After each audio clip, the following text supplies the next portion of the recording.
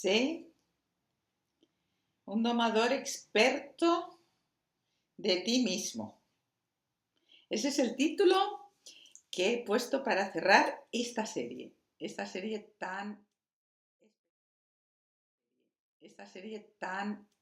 especial que tiene que ver con ese cambio de rumbo que necesitamos tomar en nuestro carácter, en nuestra manera de ser, por lo cual nos haga esas personas distintivas de todo lo que, recordáis, este collar exhibe.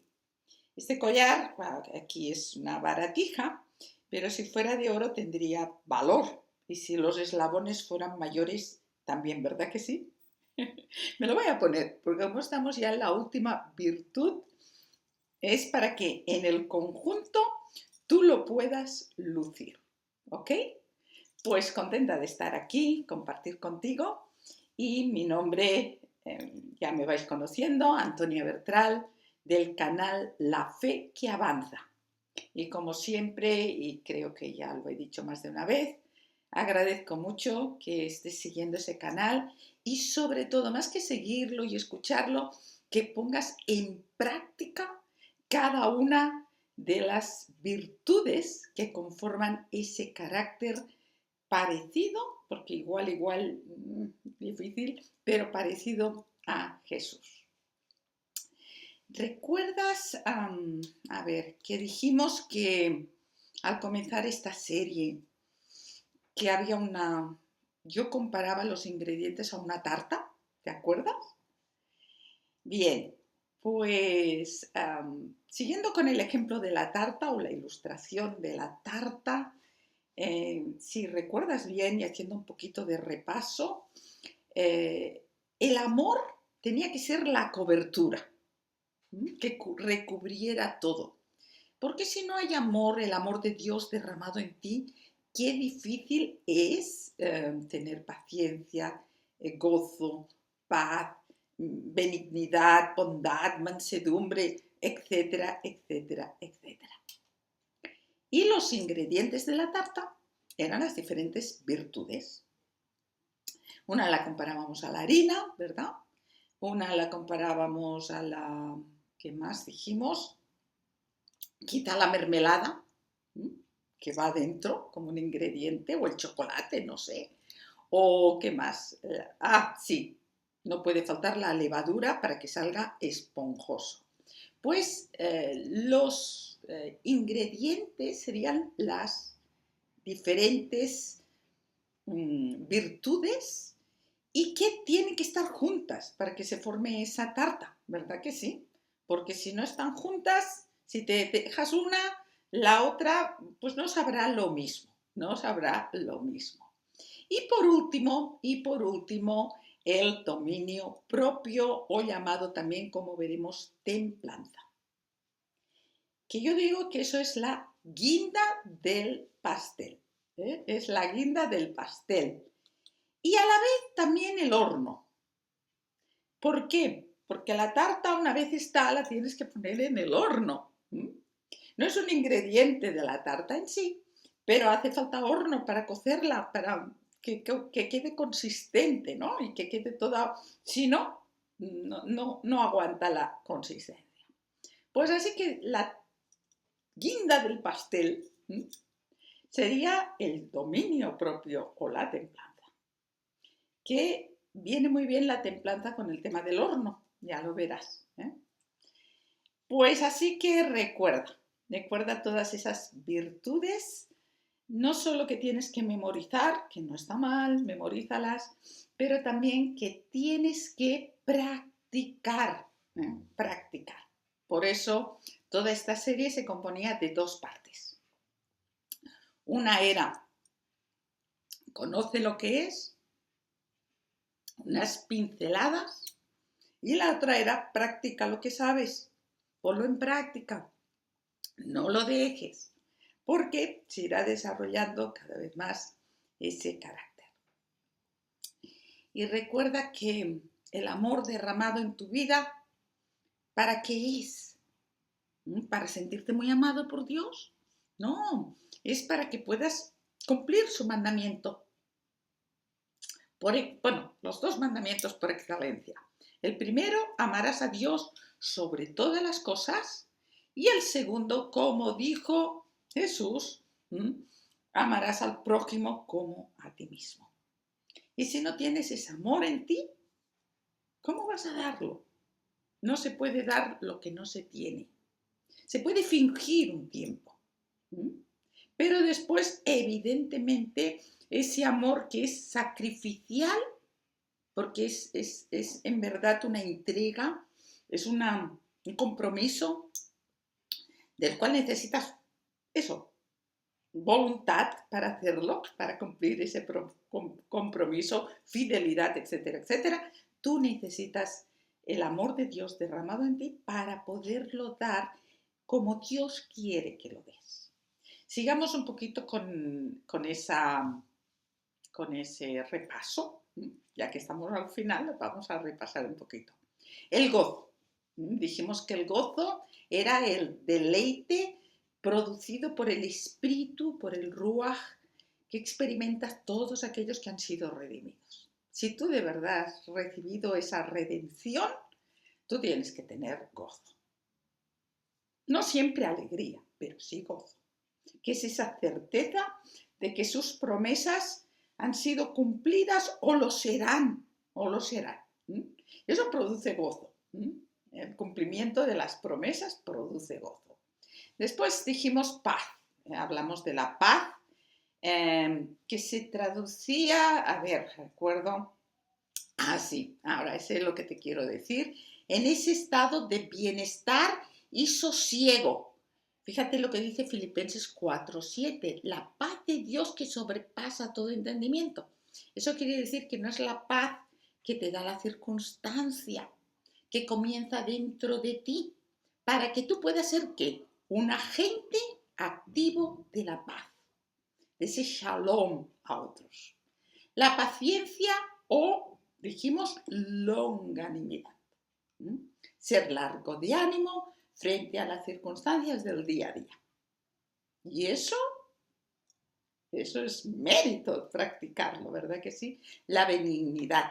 Y dijimos que había los vocablos que significaban bene, bueno, y genus, que indica nacido. Por lo tanto, etimológicamente, es algo concebido, creado para el bien, para el bien. Y tú, como nueva criatura, has sido creado para desear hacer el bien. Y el bien no se trata de sentimientos.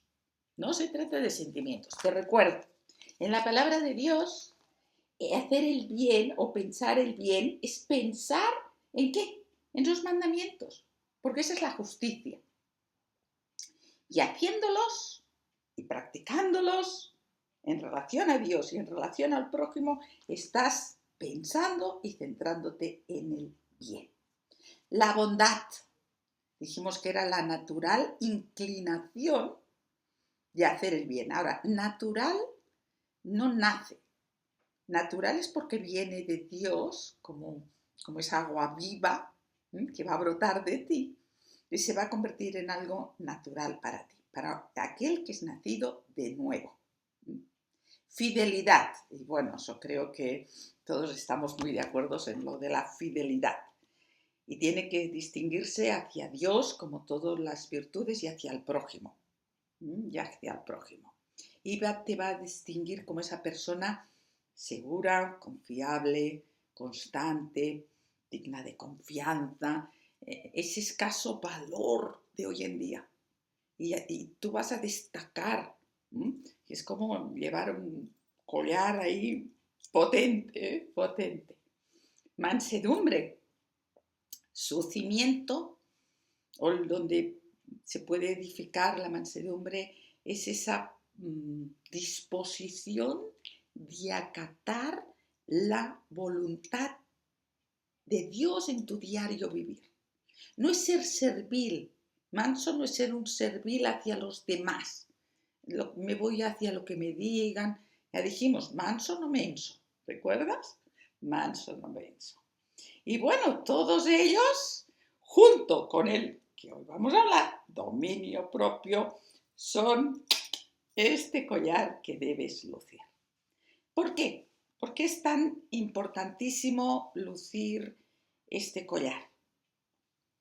Porque si no, no habrá diferencia con aquellos que no creen en Dios, que en algunas cosas lo hacen, a veces sí, a veces no, como les parece, no va a haber diferencia. Y tú debes ser alguien que te debes distinguir, porque fuiste rescatado, redimido, para distinguirte, para ser distinto.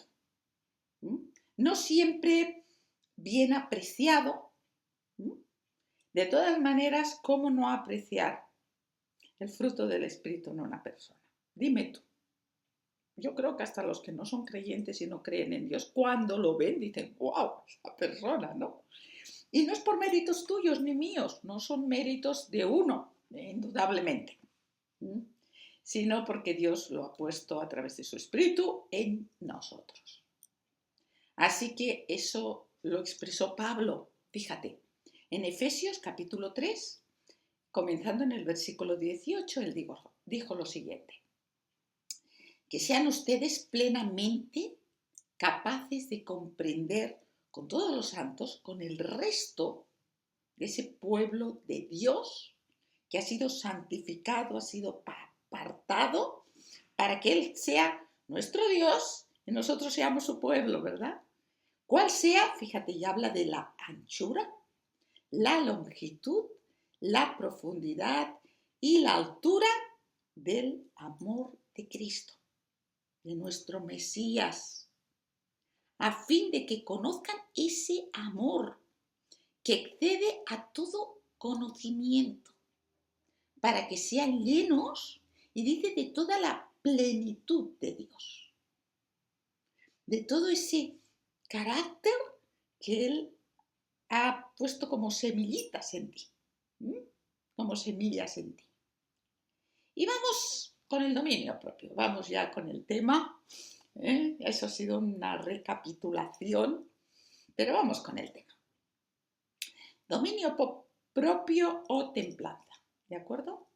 Tener el temple de dominarse uno mismo.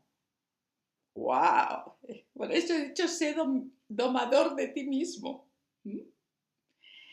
¿En qué sentido? Esos instintos, pasiones, preferencias que nacen en ti, que están en ti a causa del pecado, pero que no es la vida de Dios en ti. Es la existencia caída. Pero la vida de Dios es ese fruto del Espíritu. Por tanto, si no tienes dominio propio, ¿cómo vas a sujetar todas esas pasiones?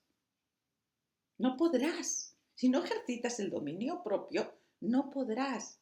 Y a la vez necesitas la guinda del pastel del dominio propio. ¿Para qué? Pues sencillamente para poder, cuando no tienes paciencia, necesitas dominio propio.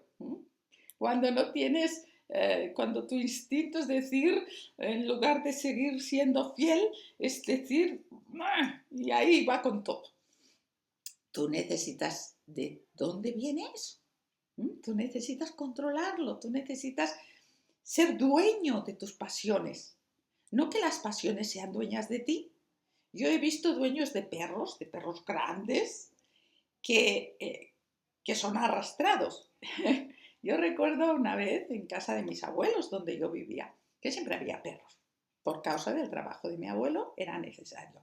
Y tenían que ser mastines grandes, o sea, no perros chiquitines, no grandotes. Y mi abuelo era un hombre de casi 2 metros. Era muy, muy alto y era muy corpulento. Y una vez teníamos un perro que lo arrastró por el suelo, lo sacó a pasear y el perro ya no salió más a pasear de la casa porque lo arrastró. Y eso es lo que hacen nuestras pasiones. A mayor grande es el perro, cuando mayor es el perro, ¿qué necesita? Correa más corta. Correa más corta para poderlo dominar. Si la correa es muy larga, te arrastrará. Entonces, eso, piénsalo o reflexiónalo en cuanto a tus pasiones. Tú sabes cuáles. Tú sabes cuáles. Así que el dominio propio no es en ningún caso dominar a otro. Y esa sí es nuestra pasión. Intentar que los demás sean como yo. Intentar de alguna manera dominar la situación. Ahora, ¿de dónde viene eso? Pues viene de la entrada del pecado en el mundo. Entró y lo descompuso todo. Y ahí estamos en esa escuela. Mira, en Génesis 2:20 dice, y el hombre puso por nombre Eva a su mujer, porque ella era la madre de todos los vivientes. Y eso parece muy romántico, ¿no? Oh, la madre de todos los vivientes, oh, qué bonito. Pero fíjate que el hombre primero le puso nombre a los animales. Y era una señal de sojuzgar la tierra, de dominarla. ¿Qué hace cuando, a causa del pecado, la relación de los dos se rompe? Porque ahí se rompen tantísimas cosas. Un día hablaremos de eso, pero muchísimas cosas. Se rompe todo. Todo entra en un caos, en un desorden. Pues ahí le pone nombre a ella. No le puso nombre antes.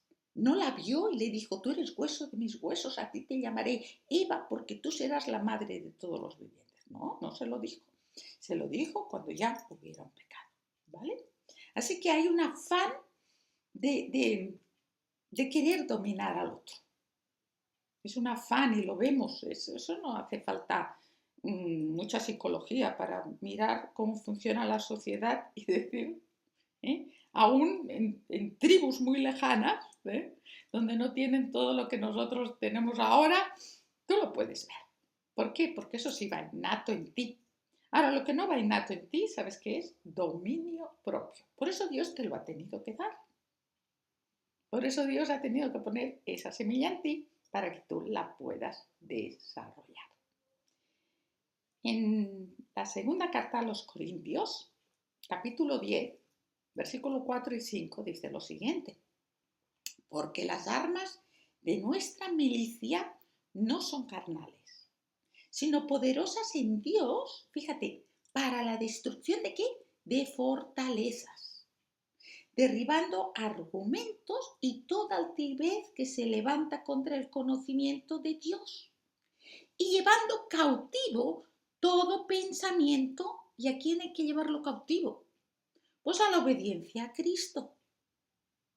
Ya lo que Él dice en su palabra, que no es otra cosa que lo que Dios dice en su palabra. Ahí tanto monta tanto, porque no hay diferencia, porque no la hay. La palabra, dominio propio, del griego, yo lo busqué porque pensé, a ver, en griego y en hebreo, ¿vale? ¿Cómo va? Pues es sofronismos, casi nada, larguita. Y es una combinación, fíjate, de sos, es seguro, alguien seguro, y frenar la mente. Porque lo que sentimos pasa por aquí, pasa por aquí. Entonces, o sea, es tener un pensar seguro y no dejarte arrastrar por tus emociones, por tus sentimientos. También en algunos textos de la Biblia se traduce por prudente y describe al hombre, a la persona, cuando digo hombre es genérico, que tiene la mente bajo control. Tiene esa fortaleza mental que ha aprendido a gobernar cada instinto. Qué importantísimo. Y cada pasión, poniendo a cada cosa en su lugar apropiado. Otras palabras griegas que podríamos usar sería sofroneo, que es estar en cabal juicio. Sofrono, sobriamente. Sofrón, prudente, como he dicho, etcétera, etcétera. La sobriedad no es tanto ser estoico,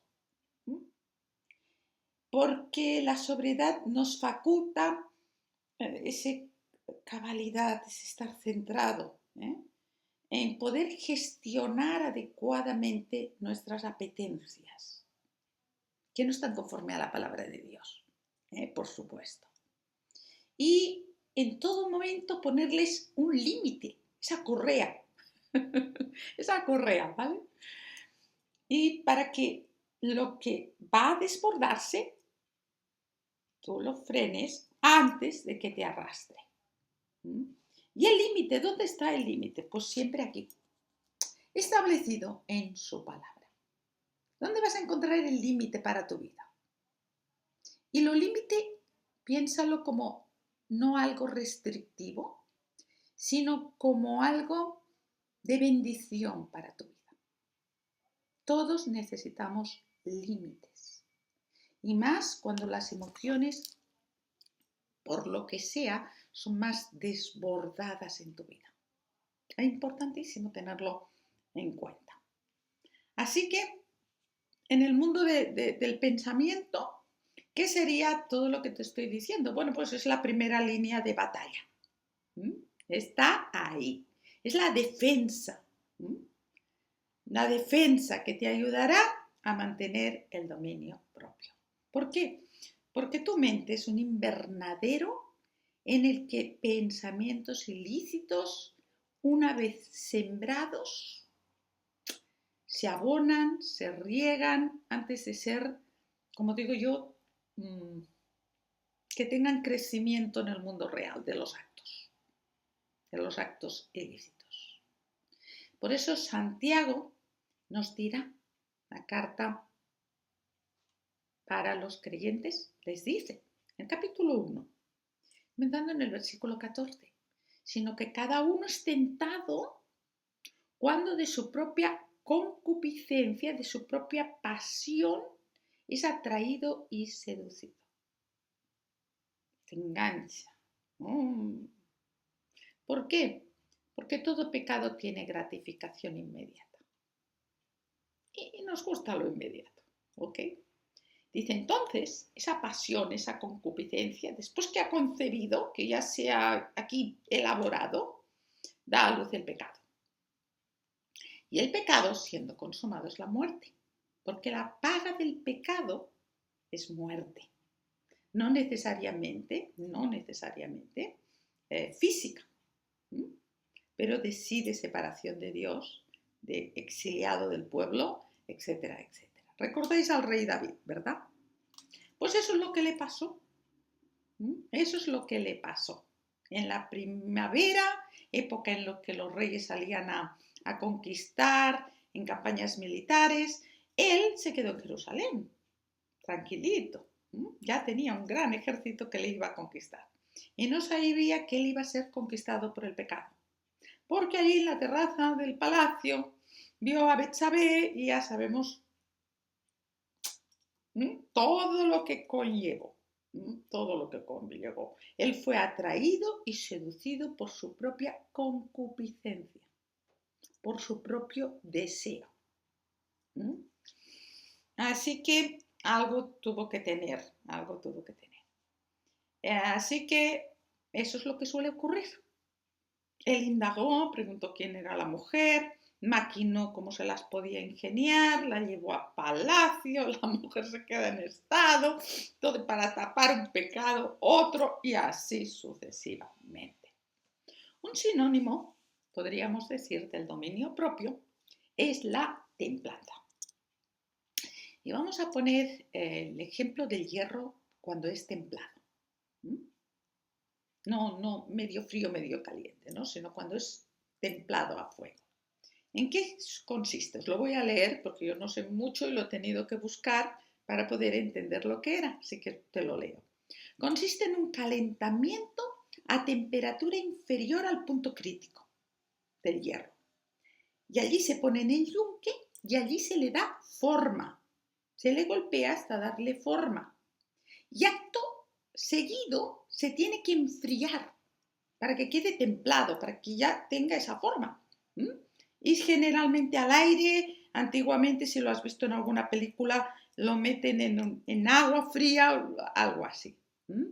Y se da ese tratamiento de templar a los aceros que han sido endurecidos por un temple, por temple. Así que eso es el dominio propio. Es dar esos martillazos, escoger esa forma que no tiene que ver con tus pasiones desordenadas, sino al contrario, con la voluntad de Dios. Fiel en lugar de infiel. Paciente en lugar de impaciente. Y así podríamos ir diciendo. Así que el dominio propio tiene dos funciones principales. Por un lado, la eliminación de tensiones internas. Recuerda que la mansedumbre produce sometimiento. Y hay como una lucha al comienzo, pero cuando tú ya has adquirido dominio propio, hay una eliminación de esta tensión interna porque ya consigues dominarlo. Y luego va aumentando esa tenacidad, va siendo templado ahí, no voy a ceder, eso no le agrada a Dios, por tanto no me meto ahí, me mantengo bien a la distancia y conforme pase, luego ya eso coge forma. Luego eso ya practicado, como que se enfría, ya tiene, y ahí ya tú eres una persona con temple, una persona templada. Algunas personas entienden que eso se consigue con fuerza de voluntad. No, yo tengo fuerza de voluntad. Pero hay, aunque aparentemente es lo mismo, hay, yo diría, una diferencia entre lo que sería la fuerza de voluntad y el dominio propio. La fuerza de voluntad es ese esfuerzo movido por una motivación personal para ser tenaz y superar obstáculos o dificultades, ¿vale? Y por tanto,